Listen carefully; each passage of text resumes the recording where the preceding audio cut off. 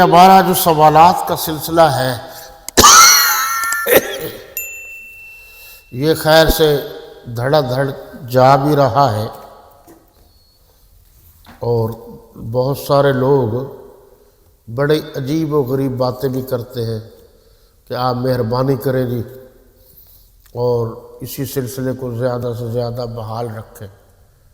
اب انہیں تو نہیں معلوم کہ اس سلسلے کو چلانے کے لیے ایک بات یعنی ایک سوال یا اس کا جواب کے لیے مجھے کتنی محنت کرنی پڑتی ہے۔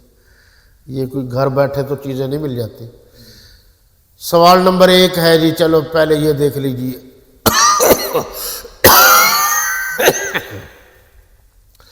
اور وہ یہ ہے کہ جی ایک شخص آیا ہے اور وہ تراویح ادا ہو رہی تھی اور اس میں شامل ہو گیا ہے،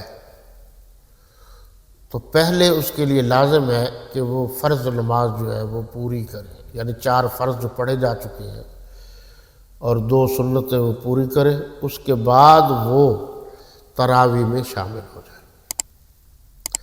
اور تراویح میں وہ شامل ہوا اور تراویح پڑھتا رہا، اور عام طور پر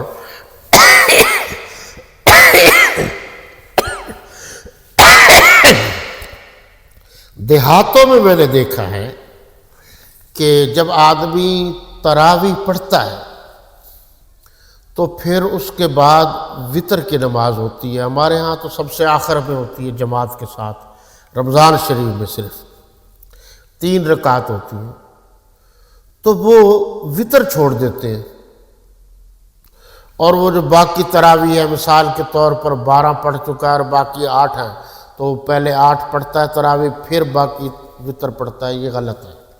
جو وتر ہیں وہ جماعت کے ساتھ پڑھ لے اور ادا کرے، اور وتر کی ادائیگی کے بعد جو باقی تراویح رہتی ہیں وہ پڑھ لے۔ اور یہ بھی ذہن میں رہے کہ یہ تراویح جو ہے یہ بھی سنت مؤکدہ ہے، ضروری ہے، یہ غیر ضروری نہیں ہے۔